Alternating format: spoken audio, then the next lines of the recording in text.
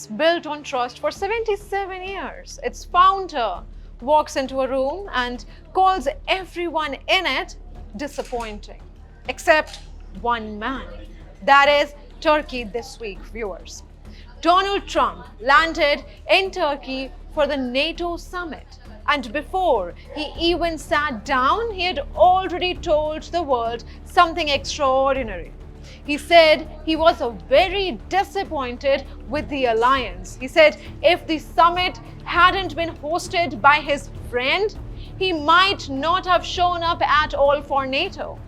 He arrived in Ankara, met Turkish President Tayyip Erdogan, and headed straight into a bilateral meeting with him. And by the time he left that very meeting, he had rewritten the map of America's new allies in real time in just one meeting. I'm talking Greenland back on the table. I'm talking F-35 fighter jets for a country Washington sanctioned just years ago. I'm talking US troops, American troops potentially pulled out of Europe altogether. Hello and welcome. I am Nikita Kapoor and you are watching Decode. And in this episode, we decode how did Turkey become Donald Trump's favorite? Why is Europe suddenly on the outside? And what does an alliance within the alliance actually mean for the rest of the world? Let's get into it. I want to start with the insult heard around Brussels. Donald Trump singled out the nations he says failed him on Iran. Italy turned us down, and Germany turned us down, and France turned us down. His words, not mine. Donald Trump further said, why are we spending hundreds of billions of dollars and they are not there for us? We've always been there for them.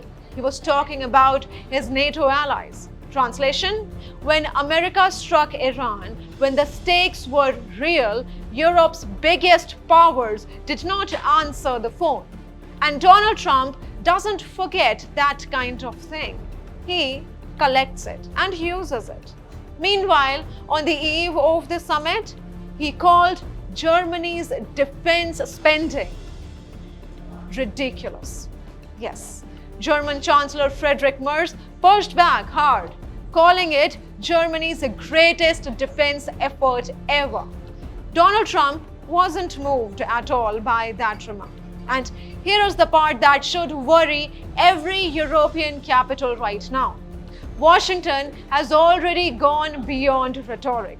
It has announced a phased withdrawal of warplanes, of destroyers, submarines from NATO countries, even the troops for that matter. That is not a tweet. That is military leaving the European continent. Now contrast that with the warmth reserved for one man. Trump described Erdogan as one of his close international partners after their bilateral meeting. And then came the headline that stunned Turkey's own critics in Washington: the F-35s. Yes, Turkey was frozen out of the F-35 program back in 2020 after it bought Russia's S-400 missile defense system. Donald Trump's own administration did that. His own Secretary of State at the time warned that the S-400 would endanger the security of United States military technology in the region. Now fast forward to now. Donald Trump is ready to lift that ban, and the sanctions from 2020, they will also be gone soon. Let that sink in, viewers, for a moment.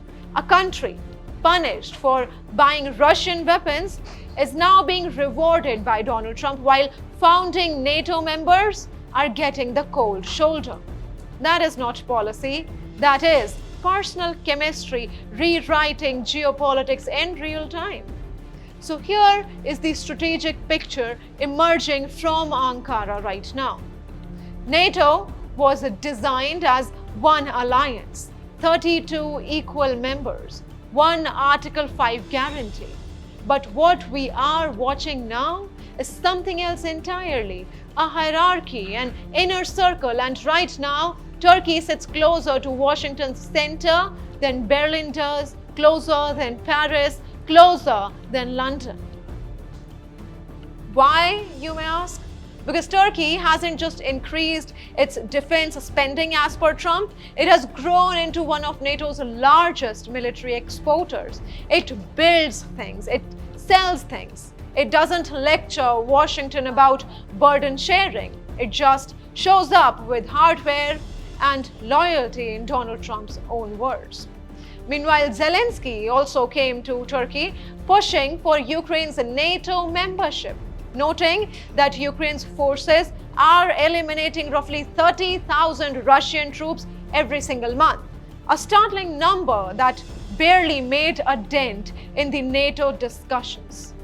That right there tells you everything about where NATO's center of gravity has shifted now.